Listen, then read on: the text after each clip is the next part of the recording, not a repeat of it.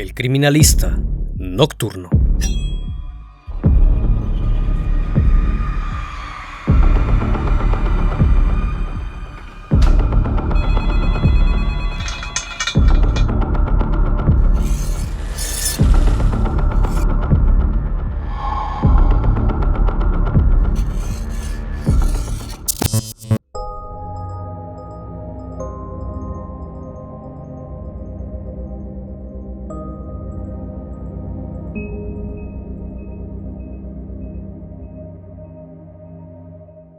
Lo que inicialmente comenzó con la búsqueda de un adolescente llamado Robert Pist se convertiría en uno de los hallazgos más increíbles, mejor guardados en la historia americana. Los habitantes cercanos a una casa en la avenida Oeste, Summerdale 8213, en Illinois, quedaron sorprendidos ante tal suceso. Pocos lo podían creer, pues dichos actos desafiaban la razón y el entendimiento. Bajo su sótano se encontraba el secreto mejor guardado de un hombre, el protagonista de esta historia tan descabellada, un sujeto catalogado como un ciudadano ejemplar, buen vecino, hombre de negocios, que en sus tiempos libres ayudaba en obras de caridad, además de ser un político encantador, que se divertía disfrazándose de un emblemático personaje llamado Pogo el payaso, pero en su interior guardaba una profunda oscuridad que muy pocos conocían. Aquel hombre que vivió bajo la máscara de la apariencia se hacía llamar John Gacy.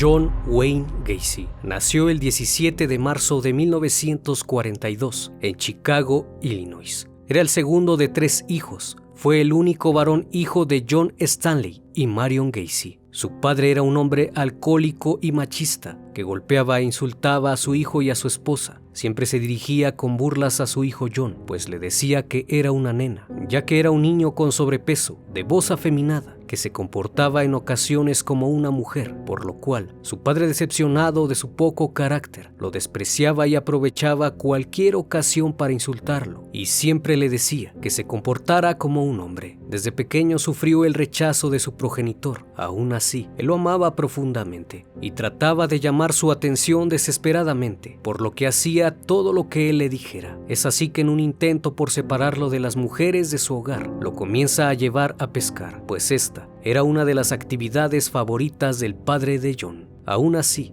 él prefería estar en compañía de su madre y sus hermanas, con las que jugaba a cocinar. A la edad de 6 años, sufrió de abuso por parte de un amigo de sus padres, pero el pequeño John no dijo nada, pues pensó que lo culparían de lo ocurrido, pero su infancia empeoraría aún más cuando ingresó a la escuela, pues debido a un problema de afección cardíaca congénita, le era imposible jugar con los demás niños, ya que se agitaba de inmediato, y sus compañeros se burlaban de él, pues pensaban que era debido a su sobrepeso. A los 11 años, tuvo un accidente al golpearse fuertemente la cabeza con un columpio, lo que le provocó un coágulo de sangre en la misma, y no fue hasta los 16 años que comenzó a tener fuertes dolores de cabeza y mareos, por lo cual se desmayaba sin razón, y al ver cuál era el motivo de dichos desmayos, se dieron cuenta que eran provocados por el coágulo. Todo esto le provocó una tremenda inseguridad, pues le era muy difícil relacionarse con jóvenes de su edad, sumando que también su comportamiento era extraño y extravagante. Durante sus años en el colegio, se mudó constantemente de casa. Todo eso lo llevó a ser siempre el chico nuevo y raro del salón, creando en él poca estabilidad emocional. A la edad de 18 años, comenzó a trabajar en una funeraria en Las Vegas, como embalsamador y preparador de funerales. Estando ahí, su comportamiento se hizo aún más extraño, pues al estar rodeado de cuerpos todo el tiempo, desarrolló un gusto por jóvenes a quienes acariciaba de manera no apropiada, creando en él un conflicto interno que lo llevaría a renunciar a ese trabajo. Durante ese tiempo, se graduó en la escuela de negocios, en gerencia empresarial. Posterior a eso, trabajó como vendedor en una compañía de zapatos. Y en su tiempo libre surgió la oportunidad de desempeñarse por primera vez en un cargo de voluntario en la Cámara de Comercio, donde organizó campañas políticas. En el año de 1964 se mudó a Springfield, Illinois. Una vez ahí conoce a una mujer llamada Marilyn Myers, una tímida y obediente bibliotecaria que más tarde se convertiría en su esposa y madre de sus 2 hijos. En 1965, los padres de la joven adquirieron varios locales de la franquicia de KFC, una cadena de comida muy conocida a nivel mundial, donde su suegro le ofrece un puesto de gerente en Waterloo, Iowa. Al aceptar el cargo, se fue a vivir con su esposa a dicho lugar. Una vez ahí tuvieron 2 hijos, y la noche del nacimiento de su primer hijo, Michael, este se encontraba emborrachándose y se acostaba con un compañero del trabajo. Debido al poder de John Gacy, al ser administrador de 3 locales, reclutaba a jóvenes que le parecían atractivos, a quienes orillaba a realizar diversos actos íntimos, en los cuales en algunas ocasiones participaba su esposa. Los rumores de sus preferencias íntimas pronto se difundieron por todo el vecindario, pues muchos jóvenes decían que Gacy les había hecho proposiciones de tipo inusual a distintos hombres que trabajaban en el restaurante. Pero claro, únicamente eran rumores. Al intentar limpiar su imagen,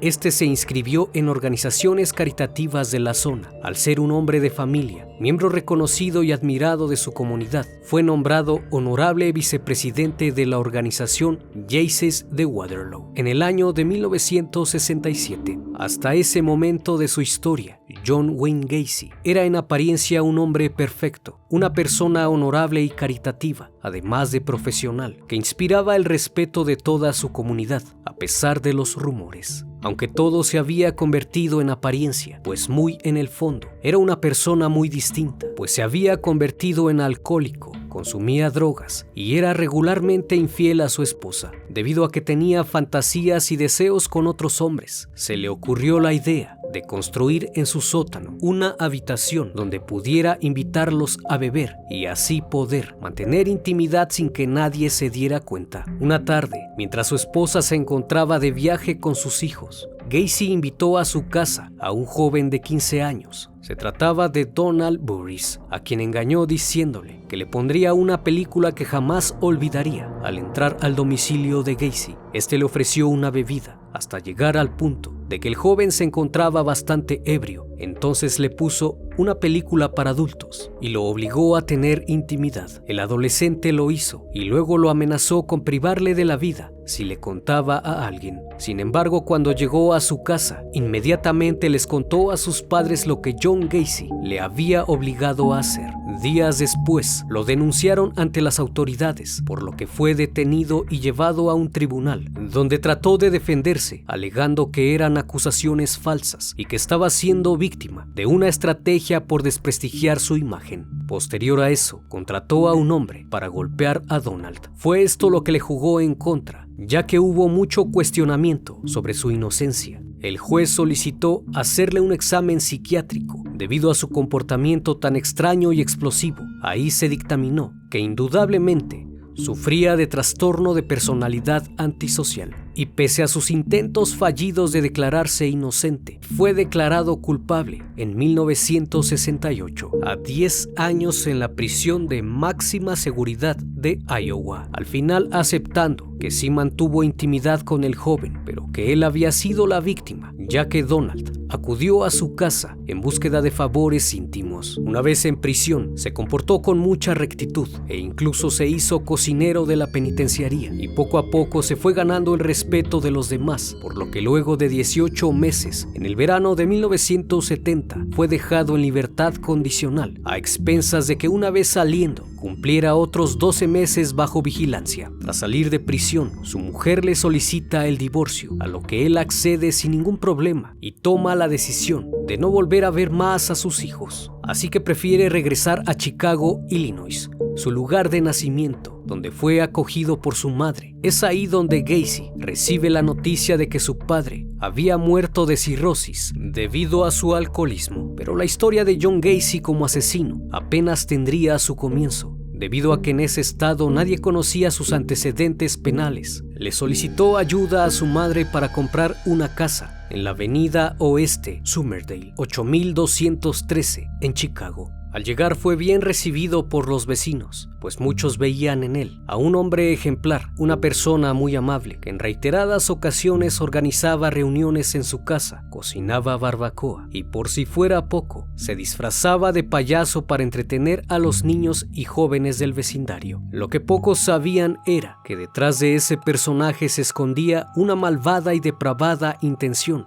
Fue llamado por él mismo como Pogo el payaso. La imagen de este personaje resultaba bastante extraña, pues no era parecida a las imágenes de payasos de la época. Gacy se pintaba de azul el contorno de los ojos, una sonrisa enorme en color rojo que, lejos de proyectar alegría, proyectaba maldad. Utilizaba un traje blanco con líneas rojas y un sombrero que estaba coronado por 3 esferas de terciopelo en color azul, blanco y rojo. Debido a su excentricidad, Pogo se volvió famoso en los hospitales infantiles de la ciudad, a los que llegaba sonriente, regalando globos de colores y pequeños muñecos de peluche que él mismo compraba con su propio dinero. En el año de 1971 estableció su propio negocio de construcción, el cual nombró PDM Constructors, en la que él mismo se encargaba de entrevistar y reclutar a los empleados, mismos que no rebasaban los 25 años de edad, y por supuesto los impulsos de Gacy aún estaban presentes, por lo que ese mismo año atacó a un joven, quien lo denunció, pero luego de que solicitaron que acudiera a ratificar su acusación, este no acudió. Por lo consiguiente, no pudo ser encarcelado, pues no había pruebas en su contra. El 2 de enero de 1972 comenzaría su carrera delictiva. Timothy McCoy, un joven de 16 años, se encontraba en la estación de autobuses. Al verlo, John Gacy lo convenció de que era muy tarde y le ofreció quedarse en su casa. Al día siguiente, creyó que el joven lo quería atacar, pues tenía un cuchillo en sus manos, pero este únicamente estaba untando mantequilla en un pan. Aún así, lo privó de la vida de varias puñaladas. Al ver cómo ese rojo intenso manchaba su piso, tuvo la mayor experiencia de su vida. A partir de aquí, su perversidad dominó su razón. El 1 de junio de 1972, Gacy se volvió a casar, esta vez con Carol Off, una antigua compañera de la escuela secundaria y buena amiga de sus 2 hermanas. Carol acababa de pasar por un divorcio y se encontraba emocionalmente dañada y quedó al cuidado de sus hijas. En 1971 se volvió a encontrar con Gacy, quien poco a poco se fue ganando su confianza. Las niñas lo querían, incluso se referían a él como su padre. Ella estaba al tanto del pasado de John Gacy y sabía lo de su estancia en la cárcel. Además, él mismo le confesó a Carol que le gustaban hombres y mujeres por igual. Aún así, ella lo aceptó, pues se comportaba de una manera maravillosa y tenía buena reputación de ser un ciudadano modelo a pesar de su pasado. Ya por el año de 1974, Gacy volvió a atacar. Esta vez la víctima no se logró identificar, pero él mismo admitió que le privó de la respiración y luego metió su cuerpo a un armario y que días más tarde ensució la alfombra debido a la descomposición del cuerpo. El 31 de julio de 1975, un empleado de Gacy llamado John Butkovich, de 18 años, desaparece. Su auto fue hallado con sus pertenencias al interior y las llaves aún pegadas al volante, cerca de la esquina Sheridan. Al no localizarlo por ningún lado, sus padres reportaron la desaparición y comenzaron a buscarlo. Posterior a eso, John Gacy fue interrogado para saber sobre el paradero del muchacho, pero mencionó que la última vez que lo vio fue cuando él y 2 de sus amigos llegaron a su casa para exigirle un pago atrasado. La discusión no pasó a mayores, pues acordaron que él efectuaría el pago, pero la realidad era otra, pues John Butkovich había caído en las manos del payaso asesino, pues luego de que acudiera a su casa, Gacy lo invitó a pasar para tratar el problema de los salarios. Una vez ahí, le ofreció una bebida, luego lo engañó para que se dejara poner unas esposas en las muñecas,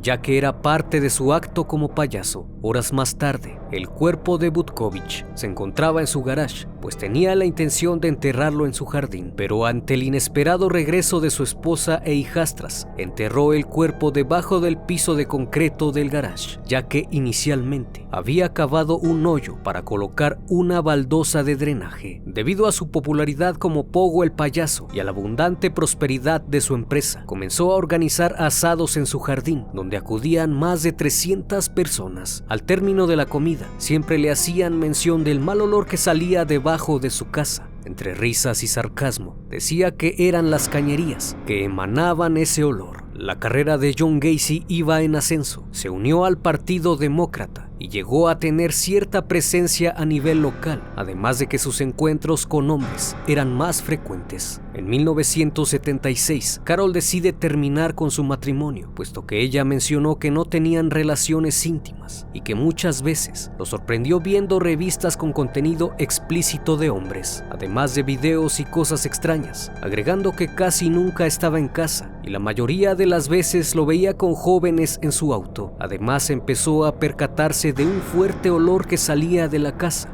Debido a todo esto, decidió marcharse. Una vez solo y sin nadie a quien rendirle cuentas, comenzó a dar rienda suelta a sus perversidades, llamando a este tiempo sus años de crucero. Aunque muchos de sus vecinos notaron que luego de su divorcio su comportamiento empeoró, incluso muchos lo llegaron a ver en compañía de hombres jóvenes con quienes llegaba por las noches. Las luces de su casa se encontraban apagadas y a altas horas de la madrugada eran encendidas, añadiendo que gritos extraños provenían de su casa. El 6 de abril de 1976, otro sujeto se esfumó de la nada. Se trataba de Darrell Sampson, de 18 años, quien fue visto por última vez en Chicago y a quien Gacy enterró debajo del comedor. El 14 de mayo de ese mismo año, desaparecieron dos jóvenes más, Randall Refet, de 15 años, y Samuel Stapleton, de 14 años, ambos interceptados mientras iban camino a casa y atrapados en puntos diferentes. De igual forma pasaron a ser víctimas de John y los enterró debajo de su casa. En este año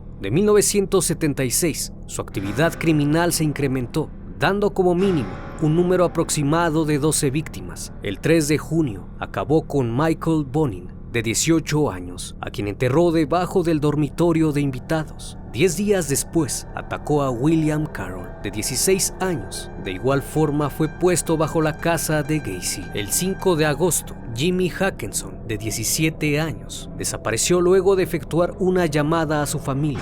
Mes tras mes, incluso semanas, los jóvenes del estado de Chicago se esfumaban. No había rastro alguno de ellos, pues los cuerpos no eran encontrados. Pero todos ellos tenían algo en común. Habían trabajado para la compañía PDM de John Wayne Gacy. Fue a partir de 1977 cuando comenzó a tener mala fama, sobre todo tras la desaparición de un chico de 19 años, a quien Gacy despojó de su vehículo para después venderlo por $300. Posteriormente, un joven fue arrestado por conducir el mismo vehículo. El joven que fue detenido afirmaba que el coche se lo había vendido John Gacy. A pesar de tener varias denuncias en su contra, no fue investigado, debido a que las mismas no eran tomadas muy en serio. Por otro lado, Pogo el payaso seguía asesinando, aumentando considerablemente su número de víctimas, que para esos años rondaba entre 27 y 30 personas. El 30 de diciembre de 1977 privó de la libertad a Robert Donnelly, de 19 años, quien se encontraba en la parada de autobuses de Chicago. Una vez que lo llevó a su casa, lo sometió a castigo, abusó de él y sumergió su cabeza en la bañera,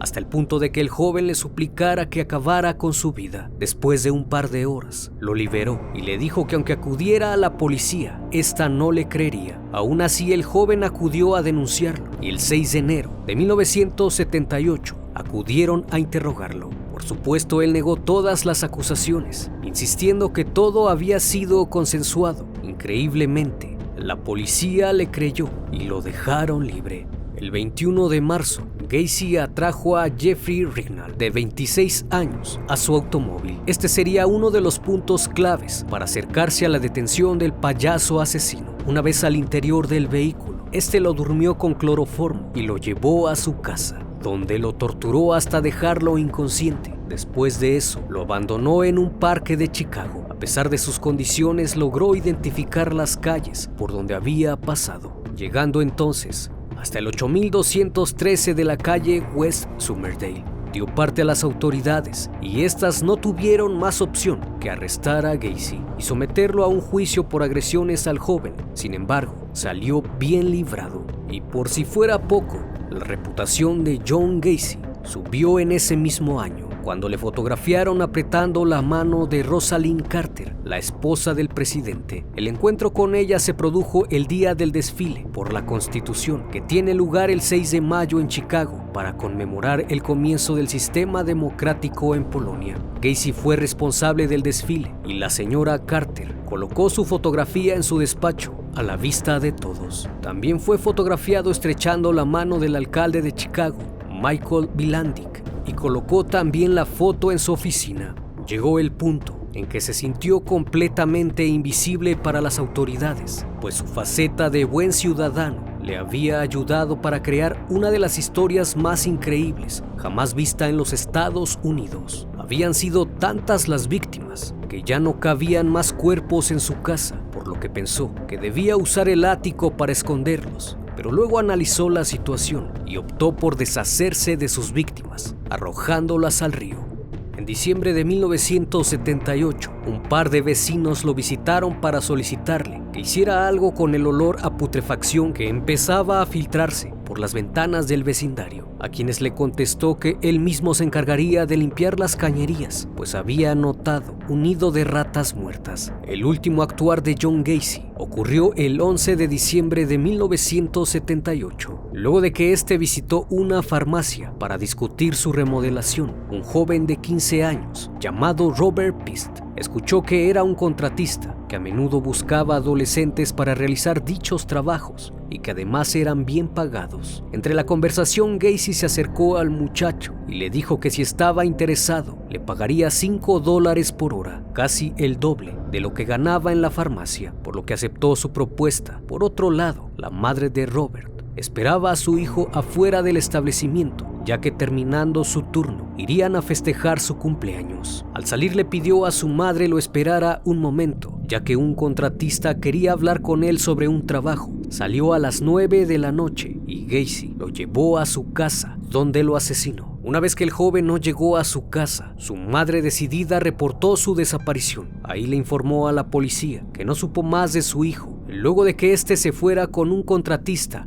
que había acudido a la farmacia. Al preguntarle al dueño del establecimiento sobre dicho contratista, este nombró a John Gacy. Así que al ingresar los datos a la computadora, salieron a relucir sus antecedentes penales. A la noche siguiente, la policía lo visitó en su domicilio, pero este negó haberle ofrecido trabajo al joven, argumentando que solo habló con él sobre la remodelación del establecimiento. Luego de eso, les mencionó a los oficiales que en unas horas acudiría a la comisaría a realizar su declaración, puesto que no podía en esos momentos, debido a que un familiar había fallecido. A las 3:20 de la mañana, Gacy llegó a la estación de policía, cubierto de barro, alegando que había estado involucrado en un accidente automovilístico. Aún así, se tomó su declaración y en todo momento negó conocer a Robert. Incluso detalló por escrito todo lo que supuestamente había hecho ese día. Pero luego de conocer sus antecedentes, la policía no estaba convencida del todo. Así que el 13 de diciembre obtuvo una orden para registrar su propiedad, la cual mostró algunos elementos sospechosos que quizás no guardaban relación, pero eran extraños. Se lograron encontrar armas, insignias de la policía, películas explícitas, esposas, jeringas, ropa interior pequeña y algunas licencias de conducir, pero ningún rastro de Robert Pist.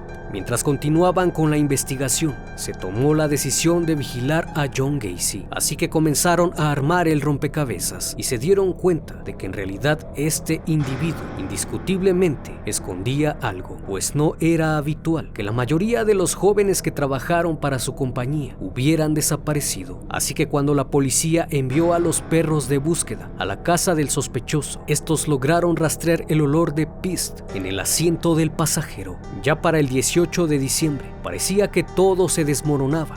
Gacy comenzó a mostrarse ansioso. Se le veía sometido a un tremendo estrés. Estaba sumamente cansado y malhumorado. Incluso acudió con sus abogados, pues quería demandar a la policía de Illinois, exigiendo que lo dejaran de perseguir. Al día siguiente, Los investigadores habían recopilado una serie de pruebas para lograr una segunda orden de registro a la casa del probable sospechoso. Mientras tanto, los abogados de Gacy preparaban todo para la demanda en contra de la policía. Ese día, Gacy invitó a los oficiales que lo vigilaban a pasar a su casa. Mientras estaban conversando, uno de ellos notó que un olor a putrefacción salía del ducto de calefacción, un olor muy inusual para un hogar. Por otro lado, los investigadores entrevistaron a todas las víctimas que lograron sobrevivir. Una de ellas mencionó que hace algún tiempo Gacy le había pedido cavar unas trincheras por debajo de su casa, supuestamente porque iba a poner tuberías para el drenaje, destacando que el olor ahí abajo era insoportable y que posterior a eso le pidió a otro de sus empleados que esparciera cal en el lugar. Además dijo que dichas trincheras tenían alrededor de 1,80 m de largo por 60 centímetros de ancho. Aquello sin duda parecía una pista muy importante. La noche del 20 de diciembre, Gacy se encontraba bastante mal. Estaba bajo los efectos del alcohol, así que se dirigió a la oficina de sus abogados y al ver que en el periódico se encontraba la foto de Robert Pist,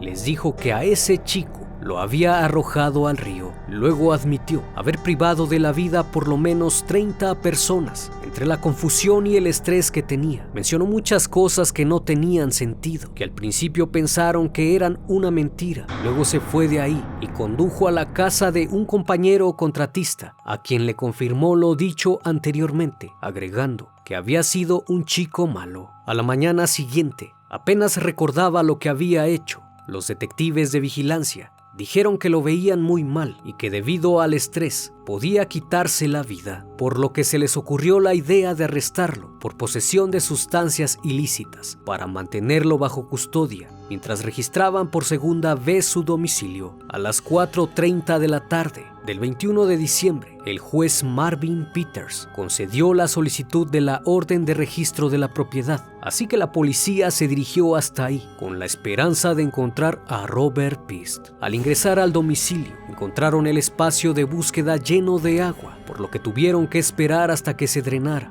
Luego de unas horas, se había vaciado casi por completo. Uno de los técnicos de pruebas, Daniel Genty, bajó por aquel espacio que medía 8.5 metros de ancho por 11.6 metros de largo. Se arrastró por el lugar y comenzó a cavar. Inmediatamente hizo el hallazgo de carne en estado de putrefacción y encontró un hueso de un brazo humano. Cuando alumbró con su linterna, vio varios montones de tierra sobresalir del suelo. Luego de eso, otra persona bajó al lugar y comenzó a cavar en otra dirección, descubriendo una rótula. Cuando le dijeron a Gacy lo que habían encontrado, le mencionó a la policía que quería aclarar la situación, pero lo que había iniciado con la búsqueda de un joven se convertiría en una búsqueda de más de 29 jóvenes que estaban enterrados debajo de su casa. Al siguiente día, rindió su primera declaración, en donde se trató de justificar diciendo que ellos habían provocado todo, pues ellos mismos acudían voluntariamente a su casa, y también afirmó que Robert Pist no se encontraba enterrado, pues a él lo había arrojado hacia el río desde un puente. Además admitió que luego de privarle de la vida, la noche del 11 de diciembre, durmió junto al cadáver. Una vez que tenían todo listo, le pidieron a John Gacy hiciera un diagrama para indicar dónde estaban los cuerpos. Aquel lugar era sombrío y escalofriante. El grupo de forenses tenía que recuperar los restos. Sacaron cráneos, costillas, brazos y fémures, y cuerpo tras cuerpo salían de aquel sótano e inmediatamente eran puestos en sus respectivas bolsas. En total fueron recuperados 29 cuerpos de la propiedad de Gacy. Muchos de ellos se encontraban con objetos al interior de la garganta y en otras partes del cuerpo, como tela y frascos. También se encontraron varios con una cuerda todavía alrededor del cuello. De los 29 cadáveres hallados, 8 de ellos estaban sin identificar. Los meses pasaron y las investigaciones no paraban. Posteriormente lo llevaron al río, donde arrojó a las demás víctimas y fueron encontrados 4 más, entre ellos el cuerpo de Robert Pist, que fue hallado el 9 de abril de 1979, el cual se encontraba en estado de putrefacción al borde de un río. Una vez que terminaron con la búsqueda, la casa fue demolida en ese mismo mes. En total, fueron encontradas 33 personas que pudieron comprobarle a John Wayne Gacy. Fue llevado a juicio el 6 de febrero de 1980, donde increíblemente se declaró inocente, ya que argumentaba que un monstruo se apoderaba de él y que no estaba sano mentalmente, afirmando que tenía trastornos de la personalidad, pues 4 individuos eran parte de él: el político, el contratista, el hombre recto y el payaso. 3 expertos psiquiátricos testificaron en su juicio. Todos ellos determinaron en su informe que Gacy era un esquizofrénico paranoico con múltiples personalidades. Aunque los fiscales del caso no estaban de acuerdo, ellos afirmaban que estaba completamente sano, que siempre tenía el control de sus acciones, pues siempre actuó con premeditación, alevosía y ventaja. En los días posteriores fueron presentados a declarar todos los testigos que sufrieron a manos del infame payaso asesino. Luego de varios intentos fallidos por demostrarse inocente y loco, el 12 de marzo de 1980 fue declarado culpable de los 33 cargos que se le imputaron, siendo así el mayor caso de asesinatos en la historia de Estados Unidos en ese momento. Fue condenado a varias cadenas perpetuas y penas de muerte. Se fijó su ejecución para el 2 de junio de 1980. Fue trasladado al Centro Correccional de Menard, al sur de Illinois, donde presentó demasiadas apelaciones y también fue objeto de muchas entrevistas, aplazando su final hasta el 10 de mayo de 1994, el día de su ejecución. Fue declarado muerto a las 12:58 de la mañana por inyección letal. Como últimas palabras dijo: "Nada hará regresar a las víctimas. Bésenme el trasero, nunca sabrán dónde está el resto". Ni una sola lágrima fue derramada por Gacy. Los crímenes fueron tan horribles que incluso desafiaban a la imaginación. Las cosas que cometió sin duda fueron producto de un monstruo. Incluso la policía llegó a confirmar que John Gacy no había actuado solo. Las investigaciones que arrojaron los forenses indicaron que por lo menos tuvo que tener ayuda de otra persona. Algunos expertos del FBI dicen que 2 o 3 empleados de PDM le habrían ayudado a cometer algunos asesinatos. Tras su muerte, el cerebro de John Wayne Gacy fue extraído para su estudio. La doctora Ellen Morrison fue la encargada de realizar la necropsia y al examinarlo se llevó la sorpresa de que no había ninguna anormalidad que pudiera explicar su conducta. Lo único resaltable fue que varios expertos psiquiatras dedujeron que Gacy tenía la estructura emocional de un niño. Su modus operandi siempre fue el mismo. Por lo general, aprovechaba su posición como propietario de la constructora PDM. Una vez que veía la necesidad económica de los jóvenes, los atraía con buenas ofertas de trabajo, los invitaba a su casa, donde les ofrecía bebidas alcohólicas, incluso drogas. Una vez que se ganaba su confianza, utilizaba diferentes artimañas. Una de ellas, utilizar a su personaje para mostrarles trucos con sus esposas. Otras veces, no requería de eso, pues utilizaba cloroformo o simplemente en un descuido los tomaba por sorpresa y los asfixiaba hasta dejarlos inconscientes. Luego de eso, abusaba de ellos, los torturaba para posteriormente acabar con sus vidas. Algunos pasaron días en la cama de Gacy antes de ser enterrados. Durante su estancia en prisión, realizó varias pinturas. Algunas de ellas son demasiado extrañas. Aún así, fueron vendidas y subastadas. El caso de John Gacy es uno de los más increíbles debido al desarrollo de su historia y su increíble habilidad para persuadir y engañar a las personas de su entorno, además de esconder en su propia casa la atrocidad de sus crímenes sin levantar sospechas. Sin duda, un criminal habilidoso y con gran experiencia en el arte de mentir, que fue capaz de mantener una doble vida, tanto de ciudadano ejemplar como de asesino serial. No olvides suscribirte al canal. Casos como estos son presentados cada semana. Esto es El Criminalista Nocturno. Hasta la próxima emisión.